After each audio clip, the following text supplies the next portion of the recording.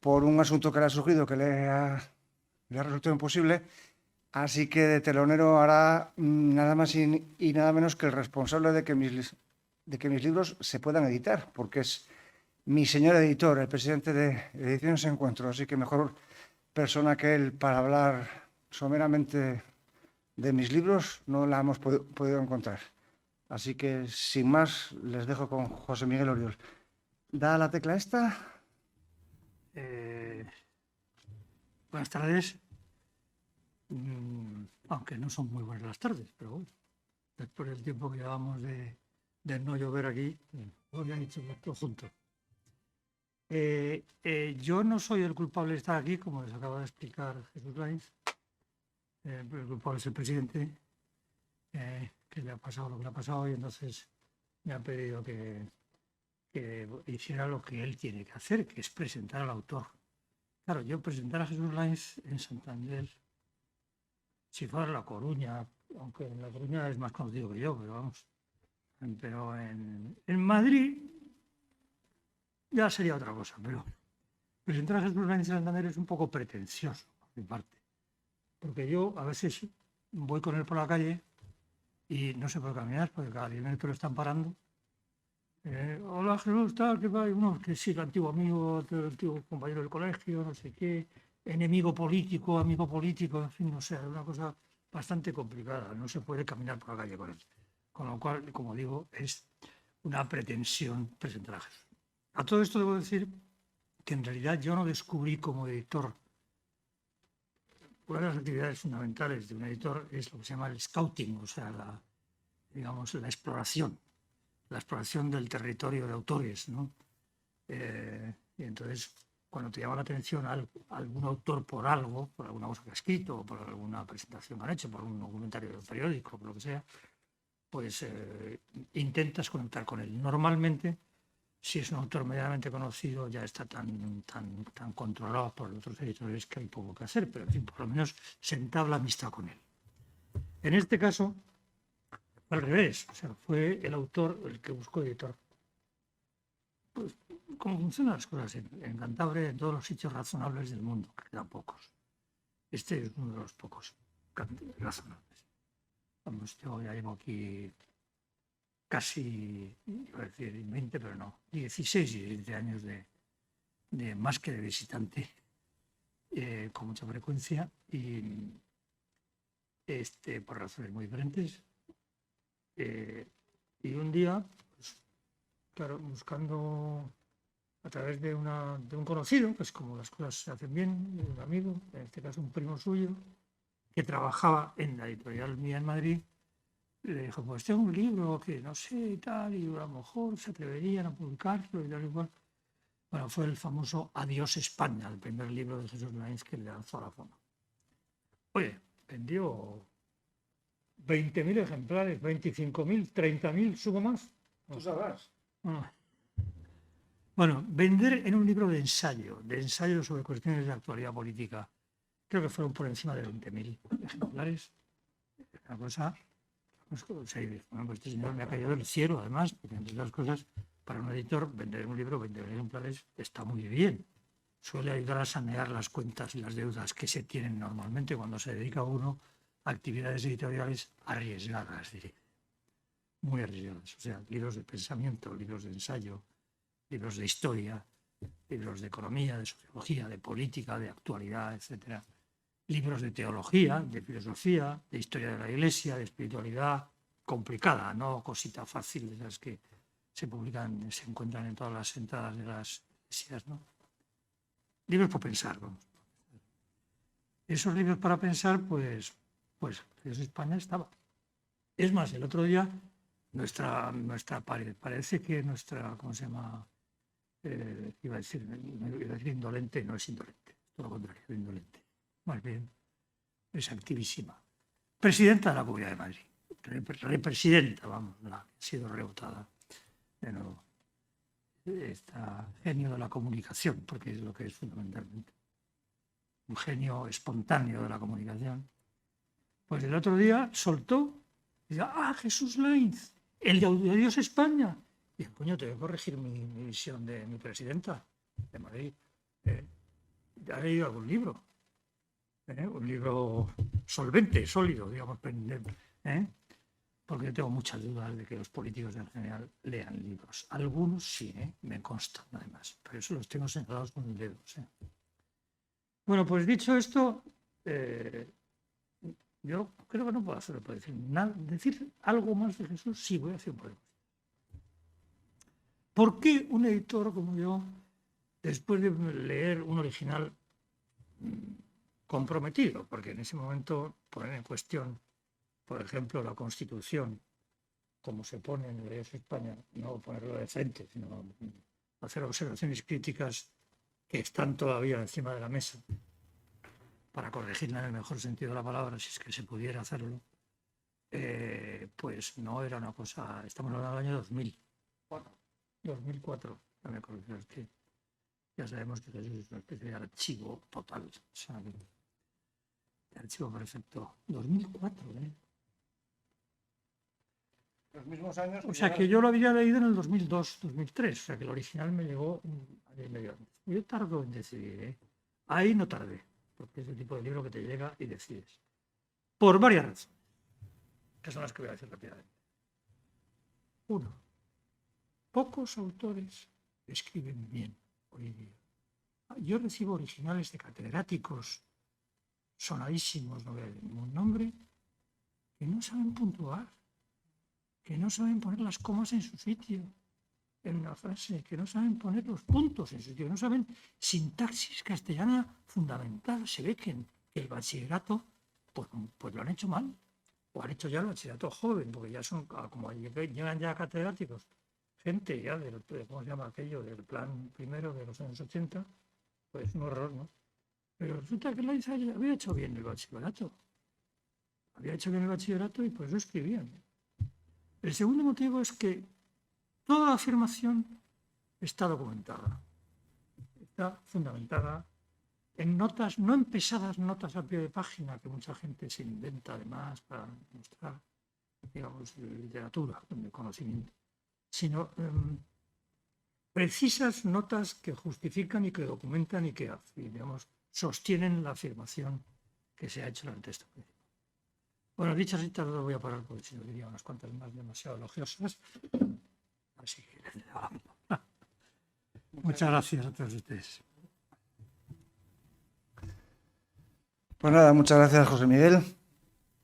Palabras sin duda inspiradas por el amor de editor y, como él mismo ha confesado, de editor agradecido por esos millones de ejemplares que dice que ha vendido de mis libros. Algo menos habrá sido. Algo menos esto, porque efectivamente vender libros de ensayo en España es realmente complicado. Curiosamente, el que más se vendió fue el primero y además el más gordo, 830 páginas.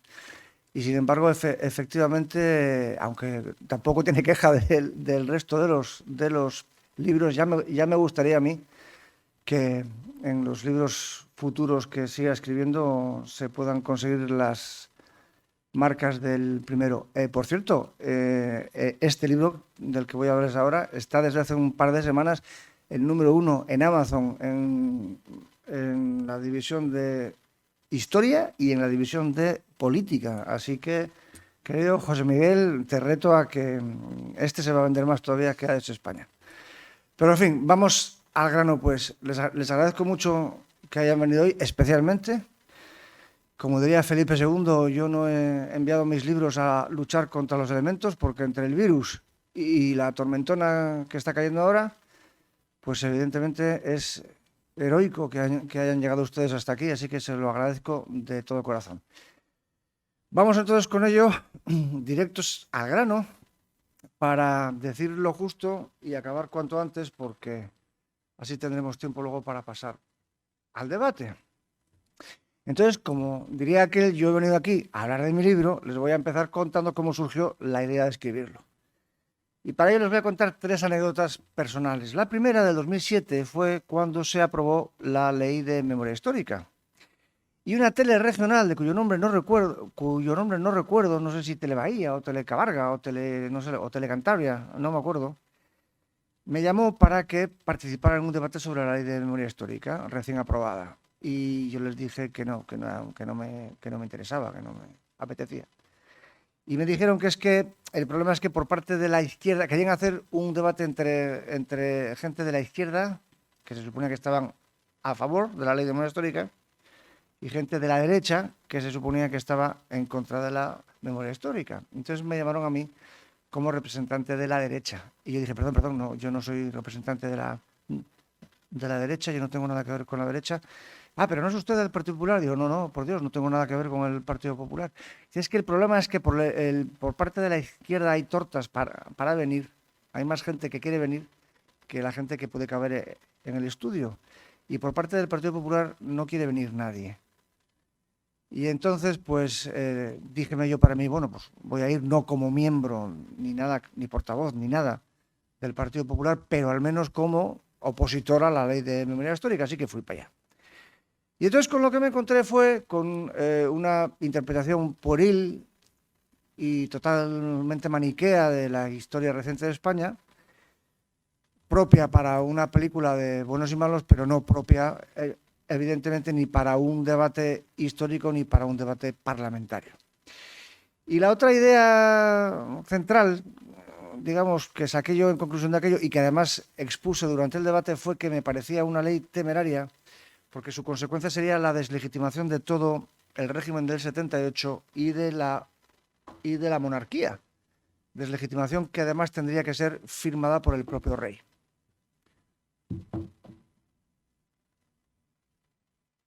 Vamos a ponerlo así para que se vayan ustedes familiarizando con la cuestión. La segunda anécdota fue en el 2016, cuando el Ayuntamiento de Santander organizó una comisión llamada de sabios, entre comillas, para asesorar sobre la oportunidad de quitar o no ciertas calles y plazas por sus nombres franquistas, ¿no? Y entonces esto lo hizo el Ayuntamiento de Santander, que en ese momento estaba regido por de la Serna, cuyo nombre propio no recuerdo ahora, Íñigo de la Serna. Y entonces me propusieron que fuera como miembro del Centro de Estudios Montañeses, algo así porque está aquí arriba. Y entonces fui como uno de los 3 miembros del Centro de Estudios Montañeses. Y me encontré con el mismo espectáculo, es decir, sobre representación de concejales, ideólogos, asesores, etcétera, de la izquierda y de la extrema izquierda, y por parte del Partido Popular nada. Por parte de la llamada derecha, una vez más, abandono del campo. Y entonces los debates fueron absolutamente lamentables, tanto en el fondo como en la forma. Yo que soy persona de estómago aristocrático, solamente pude soportar 2 sesiones, a la tercera ya no fui. Y les voy a poner 2 ejemplos de lo que se debatió allí. El primer día, en el primer momento, la primera sesión, la primera cosa que se dijo es, bueno, a continuación vamos a leer la lista de las calles indiscutibles que hay que quitar, sobre las que no cabe ni debate. La primera, la avenida de Calvo Sotelo. Entonces yo levanté la mano y todo el mundo se me quedó mirando así. ¿Cómo? ¿Discute usted la eliminación de la calle de Calvo Sotelo? Y digo, hombre, claro, esta cae totalmente fuera del ámbito de la ley de memoria histórica. ¡Qué tontería! Si es el protomártir franquista. Digo, ya, pero este señor de franquista no tuvo nada. ¿Cómo que no? Digo, no, los republicanos no le dieron tiempo.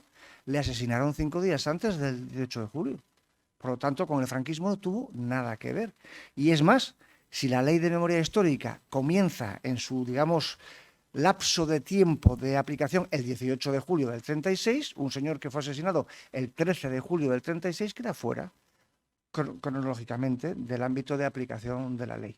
Bueno, pues según parece, esa es una de las causas por las que sigue existiendo la calle de Calvo Sotelo en Santander, porque hubo uno que levantó la mano para decir, esta no se puede tachar. Perdón, esta táchenla de la lista de las que se tienen que eliminar. Y lo mismo sucedió con la de el Capitán Palacios, porque querían quitar la calle del Capitán Palacios por el mismo motivo. Y yo levanté la mano la gente se me volvió a quedar estupefacta y yo dije que el capitán Palacios no entraba dentro de la ley de memoria histórica. ¿Cómo que no? Digo, no, pues porque si hasta le dieron la laureada de San Fernando. Y dije, sí, pero por su comportamiento, por sus acciones durante la Segunda Guerra Mundial y durante 11 años en el Gulag de Stalin. No tiene nada que ver con la guerra civil ni con el alzamiento del 18 de julio. Aparte de que sería muy divertido quitarle la calle a un señor que está en el panteón de montañeses ilustres, o una cosa u otra. Y por cierto, si quitan ustedes la calle o le sacan del panteón de hombres ilustres, no estarán ustedes contrarrestando una norma emanada durante el régimen franquista, sino una norma emanada durante el régimen democrático. ¿Qué tonterías dice? Digo, sí, el señor Teodoro Palacios Cueto murió en 1980. Hace falta que les explique a ustedes quién gobernaba en España en 1980 y el ayuntamiento que le nombró, perdón, que le concedió la calle y le nombró montañés ilustre para ser enterrado en el pabellón de Ciriego. Luego lo que tendrían ustedes que anular es una decisión de un ayuntamiento democrático, no franquista. Bueno, pues esto es, como digo, el nivel que me encontré en el debate, en los debates de la famosa comisión de sabios, entre comillas, que decidía la conservación o eliminación de las calles de Santander. La tercera anécdota. Hace 3 años llega el PSOE al poder y una de las primeras medidas que anuncia Pedro Sánchez es la redacción de una nueva ley de memoria democrática, que vendría a sustituir y ampliar la ley de memoria democrática de Zapatero. Perdón, de memoria histórica de Zapatero. Entonces, entre otras muchas medidas, el PSOE propone en dicha ley prisión de 6 meses a 2 años y multa de 6 a 12 meses. Me parece que te está sonando el teléfono. Prisión de 6 meses a 2 años y multa de 6 a 12 meses para quienes enaltezcan o justifiquen por cualquier medio de expresión pública o de difusión el franquismo. Pero claro, ¿qué significa esto? ¿Ir a la cárcel por no compartir la versión oficial sobre el estallido de la guerra? ¿Ir a la cárcel por mencionar alguna de las realizaciones del régimen franquista en cualquiera de sus ámbitos? Para establecer la versión oficial de la historia, se prevé la creación de una comisión de la verdad. Ni Orwell lo habría podido superar. El lapso temporal del trabajo de la comisión de la verdad abarcará el periodo histórico que se inicia con el comienzo de la guerra civil el 18 de julio del 36. Pero claro, esta es una de las claves de la cuestión, como acabo de mencionar con el tema de Calvo Sotelo. Pero esto es más serio todavía, porque resulta que todo lo anterior no cuenta. Es decir, solamente empieza a tenerse en cuenta lo que sucede en España el 18 de julio del 36, no todo lo previo. Ni la revolución del 34, provocada por el PSOE y que causó 2.000 muertos y que fue, por cierto, la estocada mortal a la Segunda República, porque fue la manifestación de querer destruir la República que ellos habían traído y la Constitución que ellos habían redactado por parte del partido mayoritario de la izquierda. Tampoco contaba ni el fraude de las elecciones del febrero del 36, fraude relatado y reconocido por el propio presidente Azaña y por el propio presidente de la República, Niceto Alcalá Zamora, fraude a partir del cual estalló el caos social en España desde febrero hasta julio del 36. Entonces, claro, los miles de muertos y de atentados y de desmanes que sucedieron en España desde febrero hasta julio del 36, ¿no habrá que tenerlos en cuenta a la hora de intentar comprender por qué estalló la guerra civil? Nada más hay que pensar que ese caos revolucionario acabó con el colofón insuperable del asesinato de Estado por parte de policías al mando de Indalecio Prieto, del jefe de la oposición, Calvo Sotelo. Y no se llevaron por delante a Gil Robles la misma noche porque había salido a cenar fuera de su casa. Sigamos con la ley. Se establece inhabilitación por un tiempo superior entre 3 y 10 años al de duración de la pena de privación de libertad si el delincuente intelectual fuese un profesor. Es decir, que si el que pone en duda o discute o cuestiona la versión oficial de la historia de la Segunda República y de la Guerra Civil es un profesor en el ejercicio de sus funciones, aparte de chuparse los 2 o 3 años de cárcel, se chupa de 3 a 10 más, de 3 a 10 años más de inhabilitación para ejercer de profesor. Continuamos con la ley. Los tribunales podrán eliminar el material delictivo y censurar los medios delincuentes. Les leo el artículo de la ley, del proyecto de ley. El juez o tribunal acordará la destrucción, borrado o inutilización de los archivos, libros, documentos, artículos o cualquier clase de soporte objeto del delito. Cuando el delito se hubiera cometido a través de tecnologías de la información y la comunicación, se acordará la retirada de los contenidos. En los casos en los que a través de un portal de acceso a Internet se difundan exclusiva o preponderantemente los contenidos a que se refiere el apartado anterior, se ordenará el bloqueo del acceso o la interrupción de la prestación del mismo. Es decir, el libro que yo he escrito y que tú has editado puede ser quemado, porque está en papel, su editorial puede ser cerrada y si se anuncia o se pone o su contenido se muestra en una página de Internet, se puede cancelar la página de Internet. Pues bien, contra este plan totalitario, que quizá a ustedes les sorprenda por no haber entrado a la lectura en detalle, digamos, del articulado del proyecto de ley, se han alzado numerosas voces y no todas ellas derechistas. Por ejemplo, el exdiputado socialista Joaquín Leguina, Francisco Vázquez, el exalcalde de La Coruña y ministro ante la Santa Sede, Fernando Savater, el comunista Félix Ovejero, los eurodiputados de UPyD Francisco Sosa y Enrique Calvet y el de Ciudadanos Javier Nart. En el Manifiesto por la Historia y la Libertad que estas personas escribieron, establecieron, en primer lugar, que no se puede imponer por ley un único relato histórico. En segundo lugar, que legislar sobre la historia o contra la historia es un signo de totalitarismo, antidemocrático y liberticida. Que la proposición de ley del PSOE ataca directamente los fundamentos de la Constitución y que se trata de una ley de tipo soviético. Pues bien, estas tres anécdotas, digamos, son las que originaron mi intención de escribir este libro, porque se me ocurrió escribir una serie de artículos titulada Republicanos contra la República, que he ido publicando en los últimos 3 años en el periódico en el que escribo una columna semanal desde hace 8, Libertad Digital. Quizá hayan leído ustedes alguno de esos artículos. Y entonces mi argumento, digamos, o mi mala idea a la hora de comenzar aquella serie de Republicanos contra la República fue demostrar que si tenemos que echar a la pira los textos de quienes atacaron a la República y apoyaron el 18 de julio, habría que empezar por echar a la pira a egregios intelectuales, muchos de ellos republicanos, como don Miguel de Unamuno, don Pío Baroja, Enrique Jardel Poncela, Julio Camba, Joaquín Turina, Salvador Dalí, Menéndez Pidal, Azorín, Eugenio II, Venceslao Fernández Flórez, Ignacio Zuloaga o Manuel de Falla. Así como a egregios políticos destacadísimos e insuperables republicanos como nada más y nada menos que los famosos 3 padres de la República, Ortega, Marañón y Ramón Pérez de Ayala, Clara Campoamor, Salvador de Madariaga, Alejandro Lerroux, presidente del Gobierno de la República, Sánchez Albornoz, presidente del Gobierno de la República en el exilio, y Niceto Alcalá Zamora, presidente de la República.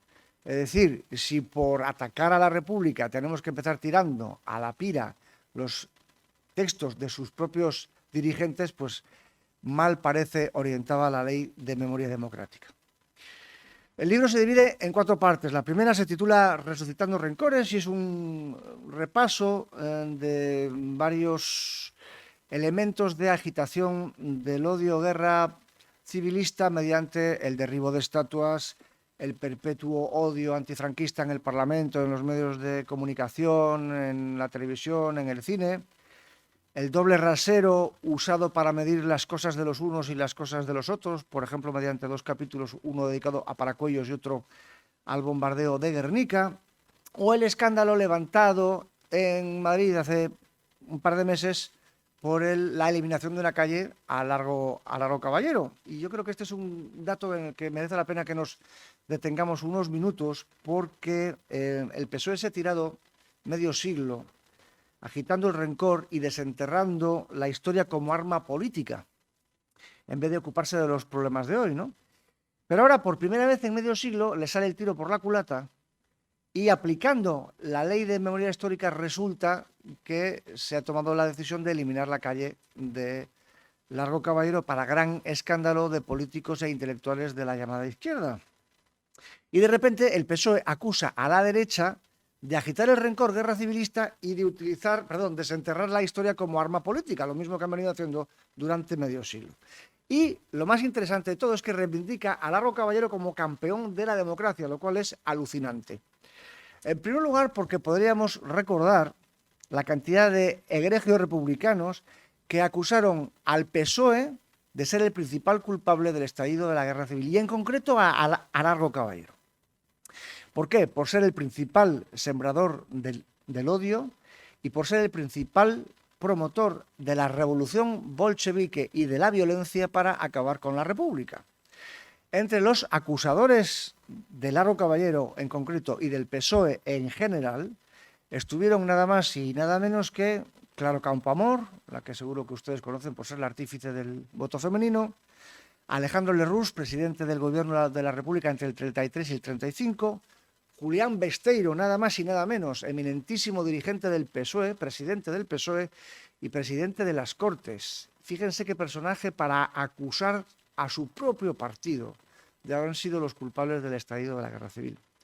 Sánchez Albornoz, futuro presidente del Gobierno en el exilio, y Niceto Alcalá Zamora, como les he dicho antes, presidente de la República. Y en segundo lugar, sobre Largo Caballero, también tendríamos que recordar la continua apelación a la violencia, a la revolución y a la guerra civil que hizo Largo Caballero, tan homenajeado y reivindicado por el PSOE de 80 años después. Les voy a leer solamente 5 breves frases de las cientos de ellas que podríamos citar de sus discursos, de sus escritos, de sus artículos de prensa, etc. Abro comillas: si no nos permiten conquistar el poder con arreglo a la Constitución, tendremos que conquistarlo de otra manera. La democracia es incompatible con el socialismo. Mucho dudo de que se pueda conseguir el triunfo dentro de la legalidad y, en tal caso, camaradas, habrá que obtenerlo por la violencia. Hay que apoderarse violentamente del poder político. Quiero decirles a las derechas que si triunfan tendremos que ir a la guerra civil declarada. Se refiere a las elecciones de febrero del 36. Si triunfan en las elecciones de febrero del 36, tendremos que ir a la guerra civil declarada. La segunda parte del libro se titula La realidad de la República y agrupa varios capítulos en los que analiza diversos aspectos del régimen. Por ejemplo, uno muy interesante, el continuo latrocinio por parte de sus dirigentes. Por ejemplo, Valle Inclán, el egregio literato gallego, fue nombrado en 1932 conservador del patrimonio artístico nacional. Pues bien, no tardó muchas semanas en darse cuenta que de los propios miembros del gobierno y otros altos dirigentes se dedicaban a saquear obras de arte de museos, iglesias y sitios así para venderlos a pasantes en Francia y en los Estados Unidos y quedarse con el dineral que sacaban ellos mismos. Lo denunció al ministro de Instrucción Pública, Fernando de los Ríos, no le hizo ni caso y Valle Inclán dimitió inmediatamente. El eminente cronista parlamentario Venceslao Fernández Flórez escribió muchas páginas sobre esta cuestión de la corrupción general en las altas esferas de la República, y les leo un párrafo. En el Parlamento hay una pandilla de forajidos, hartos de matar y robar en la Revolución de Octubre. Nos gobiernan ignorantes audaces, enamorados de sus magníficos automóviles con radio y calefacción. Desde arriba y desde abajo se saquea el país. Nunca tantas fortunas se improvisaron tan rápida y oscuramente. Parece escrito hoy, ¿verdad? Sobre los marqueses de Galapagar, por poner un ejemplo. Otro capítulo que merece especial atención desde mi punto de vista es el dedicado a Jardiel Poncela, el egregio literato, el gran genio de la literatura humorística en lengua española del siglo XX, que en 1947 escribió una carta a un periodista mexicano que le había preguntado por la explicación de lo que había pasado en España 8 años antes. Y entonces le escribió una larga carta en la cual le explicó eso, con gran calidad literaria y con gran análisis, con gran capacidad de análisis, lo que había sucedido en la República. No llegó a terminar la carta porque se murió. El pobre hombre estaba ya muy enfermo de cáncer. Murió algunos meses después, entonces no le dio tiempo ni a terminarla ni a enviarla. Y quedó en su mesita de noche, digamos. Y fue publicada muchos años después de su muerte, casi 30 años después de su muerte, junto con otros papeles que habían quedado inéditos, que no había podido publicar en vida. El resto eran textos poéticos o textos humorísticos, y el único, digamos, texto político era este. Y se editó en el año 79. Él había muerto en el 50. Y curioso detalle, ese texto es el único que no aparece en la última reedición, supongo que hecha por la familia, no sé si los responsables han sido la familia o el editor, de que los textos póstumos de Jardel Poncela en su última edición salen todos menos este. Este ha sido vaporizado, que diría Orwell.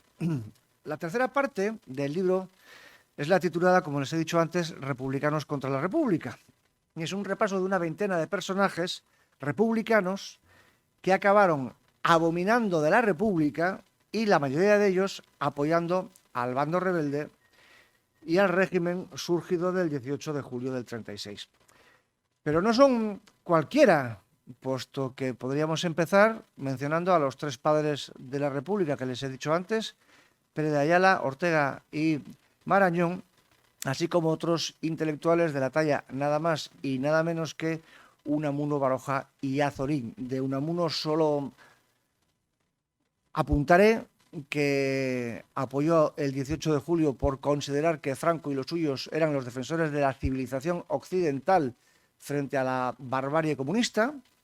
Baroja, que no era ni de un bando ni de otro, que era un hombre eminentemente independiente y ajeno a cualquier bando político, pero que manifestó que prefería la victoria de los blancos que la de los rojos, porque aunque la de los blancos no le gustara, por lo menos le iba a permitir a él y a la gran mayoría de los españoles vivir en paz, mientras que si hubieran ganado los rojos habría sido el desastre. Y sus páginas de crítica sobre la República y sobre los gobiernos republicanos son volcánicas, por decirlo suavemente. Y luego Azorín, que fue un enardecido apologista de Franco y de su régimen.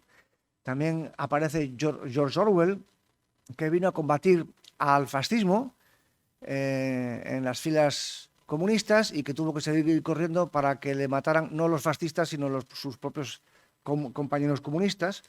Y, por cierto, el capítulo de Orwell explica el testimonio extraordinario que escribió en homenaje a Cataluña sobre el hundimiento del bando republicano por sus propias luchas intestinas.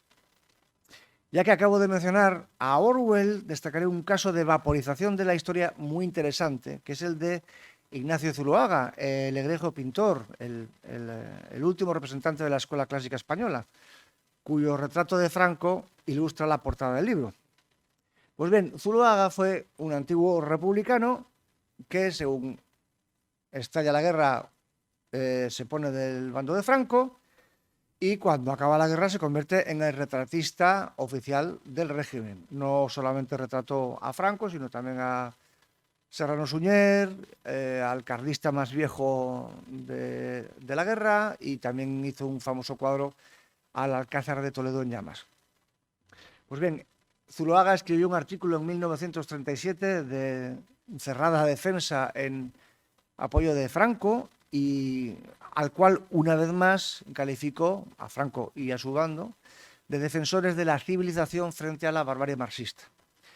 Pues curiosamente este fragmento, este artículo que publicó en la prensa francesa en el 37 ha sido borrado de sus biografías. Si lo quieren ustedes encontrar en cualquiera de los libros que hablen sobre Zuloaga, verán que este texto no aparece. Pero el detalle más curioso es el de la ilustración de la portada, que es una de las razones por las que le propuse a mi señor editor ponerlo, porque era un ejemplo en la portada ya mismo, aparte de la calidad del cuadro, que es una preciosidad desde el punto de vista técnico, desde el punto de vista pictórico. Y es que en 2019 se hizo la primera exposición antológica de Zuloaga desde su muerte en el año 45. Y entonces se expusieron un montón de cuadros, pero de esa exposición se eliminaron expresamente estos cuadros que les he mencionado, los de Serrano Suñer, el Alcázar de Toledo y sobre todo este. Y el argumento del comisario de la exposición de Bilbao de 2019 fue que no se incluía el retrato de Franco porque la sociedad española de hoy no está preparada para contemplarlo. ¿Se pueden ustedes imaginar que 40 años después de muerto Felipe IV alguien dijera, algún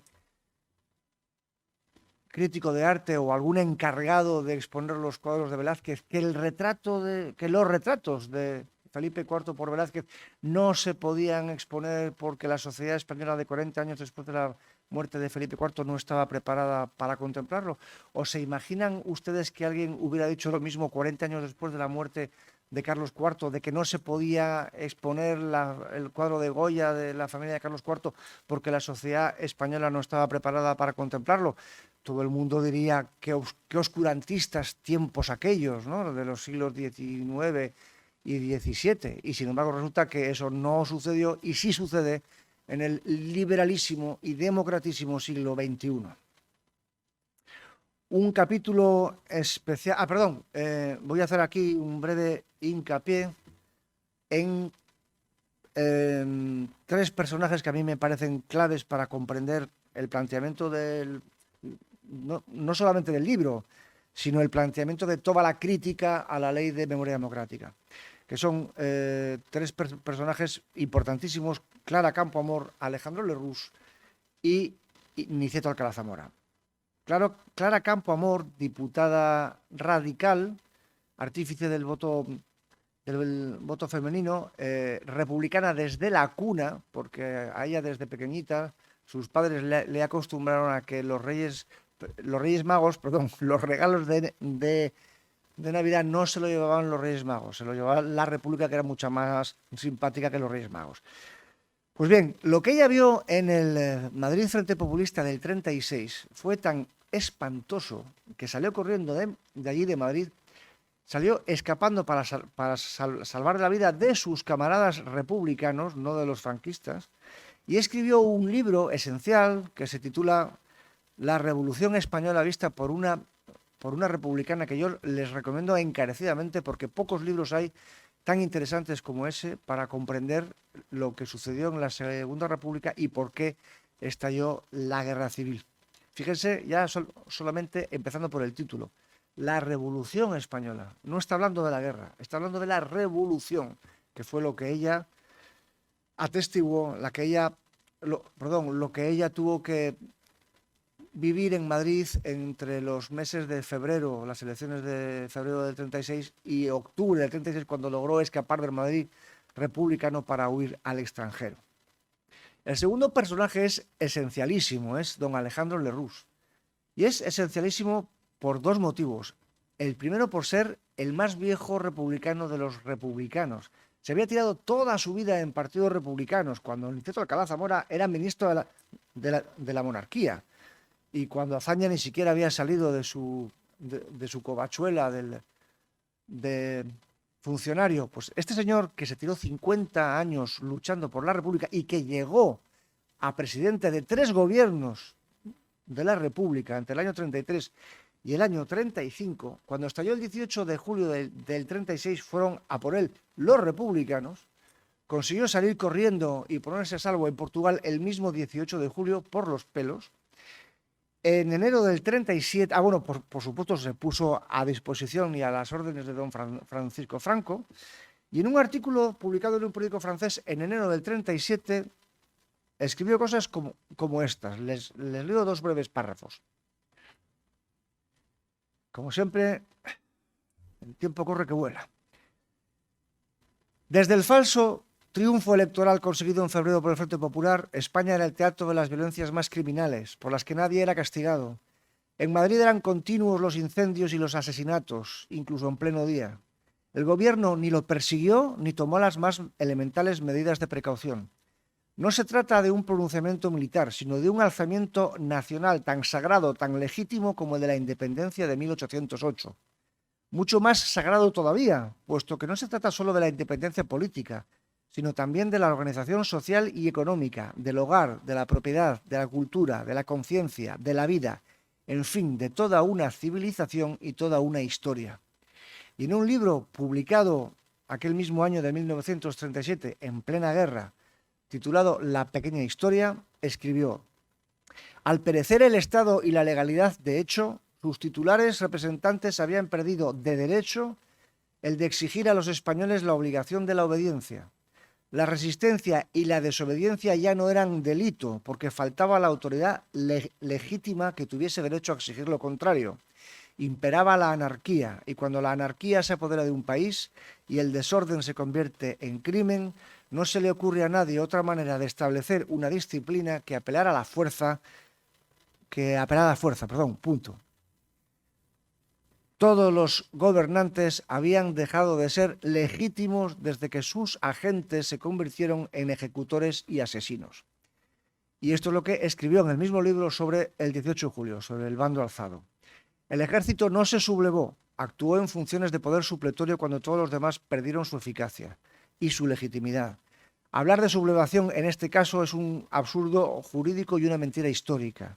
A la hora presente, nuestro ejército no solo defiende la independencia nacional, amenazada por hombres y doctrinas que niegan la patria, sino también el hogar, la familia, la propiedad, el honor de nuestras mujeres, la vida de nuestros hijos, la religión de nuestros padres, hasta la tumba de nuestros mayores, que ha sido sacrílegamente profanada. El ejército no se sublevó contra el pueblo, que ya no era pueblo, sino rebaño de fieras. No se sublevó contra la ley, sino por la ley que todos habían jurado defender y que aquellos habían traicionado. No se sublevó contra la autoridad, que ya no tenía titulares legítimos, ni hombres ni súbditos, sino para establecer una autoridad. Ni Franco ni el ejército se salieron de la ley, ni se alzaron contra una democracia legal, normal y en funciones, ni hicieron más que sustituirla en el hueco que dejó cuando se disolvió en la anarquía de sangre, fango y lágrimas. ¿Cabe mayor ataque a la República y mayor apología del bando de Franco? Pues bien, salió de un presidente de 3 gobiernos de la República. Habrá que empezar, pues, por quemar los libros de don Alejandro Lerroux. Y el tercer personaje es el insuperable republicano Alcalá Zamora, el que fue presidente de la República durante 5 años. Y este señor escribió a lo largo de muchos años diarios y luego en el exilio un libro de memorias. Pues bien, en los diarios del 36, escritos entre enero, durante la campaña electoral para las elecciones de febrero del 36, y abril del 36, cuando él fue destituido irregularmente por Manuel Azaña, es decir, entre enero y abril del 36, escribió unos diarios que hay que leerlos para creerlos. Es una lista interminable de horrores, de incendios, de atentados, de saqueos, de destrucciones y de crímenes de todo tipo. Y les subrayo que estaba siendo escrito por el que en ese momento era el presidente de la República.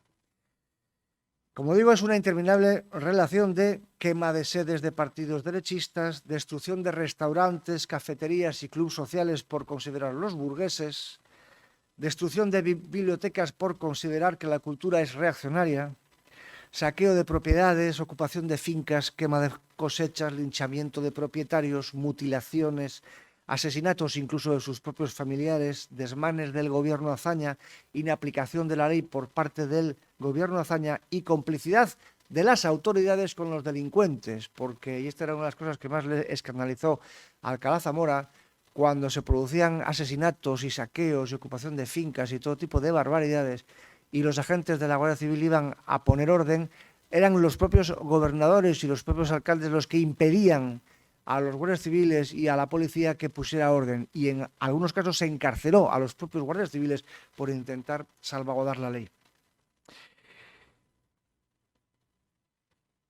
Todo esto, como les cuento, no lo contó ni José Antonio Primo de Rivera ni Calvo Sotelo, lo contó el propio presidente de la República, lo anotó en sus diarios el propio presidente de la República.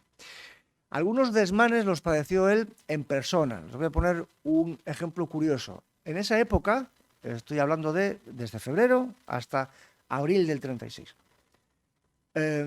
por las calles de toda España pululaban grupos de incontrolados izquierdistas que paraban a los coches para pedirles el impuesto revolucionario para el socorro rojo. Y si no lo pagaban, les pegaban 4 tiros.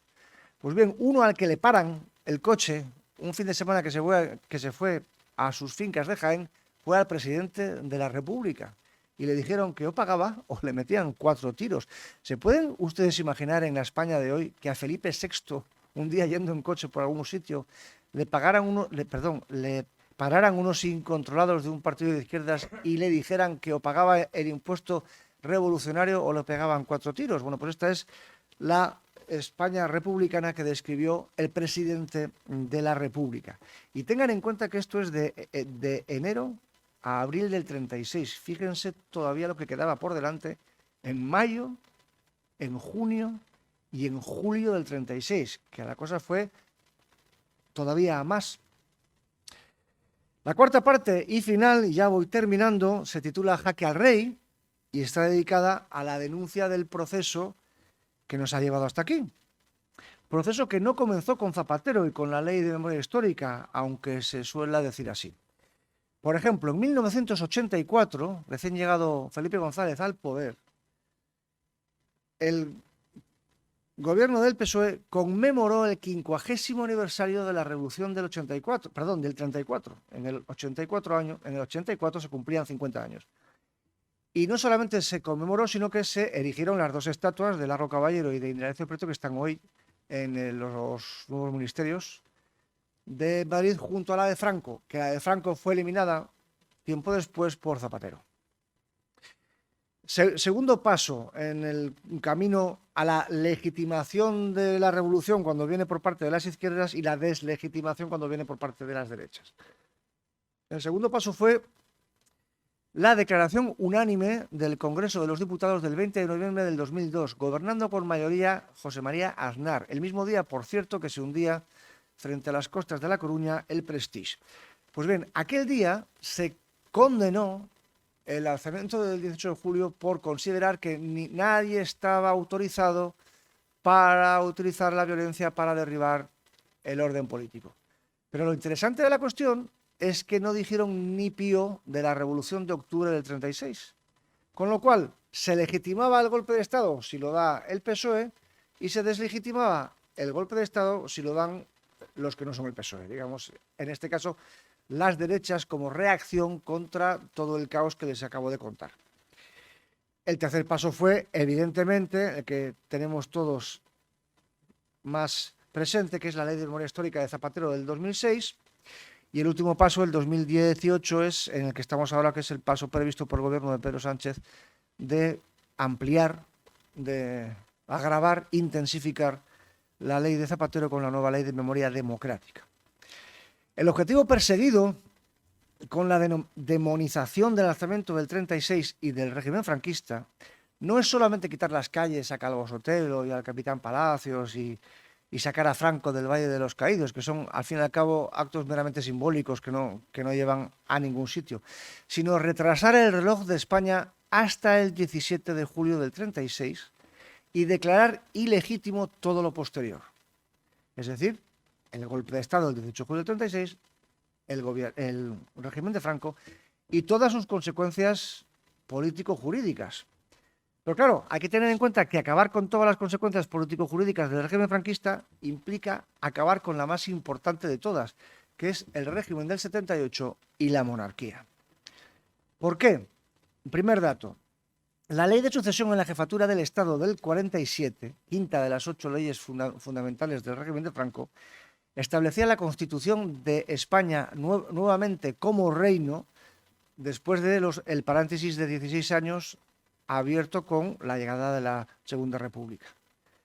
y disponía que el sucesor en la jefatura del Estado sería propuesto por el propio Franco a título de rey o de regente del reino. Es decir, se constituye España como reino y se da por hecho que el sustituto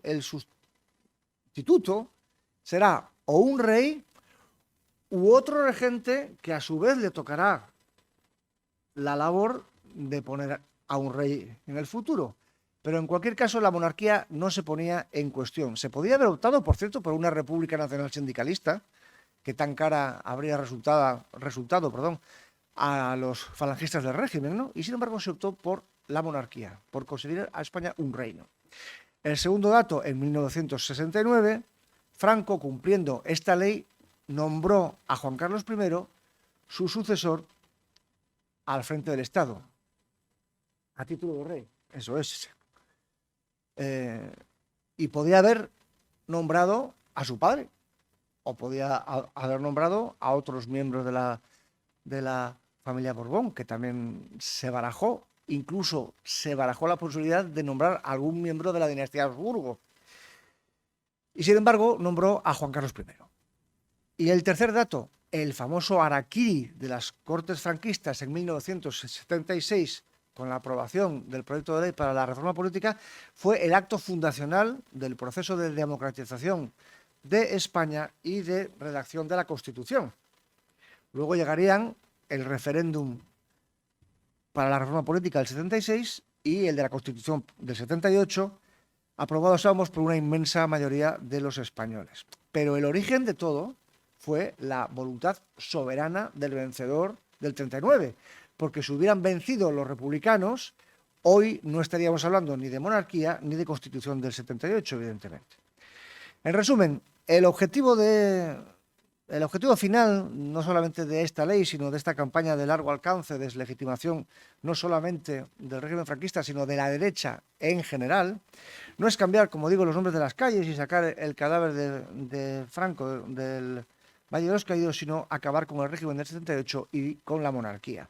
Y esto no es una suposición mía o una suposición catastrofista mía, sino que ha sido declarado en 1000 ocasiones por el vicepresidente Pablo Iglesias y los suyos, y deseado por lo bajo por no pocos socialistas. Un ejemplo reciente, en septiembre del año pasado, hace 9 meses, siendo aún vicepresidente y sin haber sido desautorizado por el presidente Pedro Sánchez, Pablo Iglesias declaró públicamente que la tarea fundamental de Podemos es acabar con la monarquía e instaurar una república plurinacional. En fin, termino ya.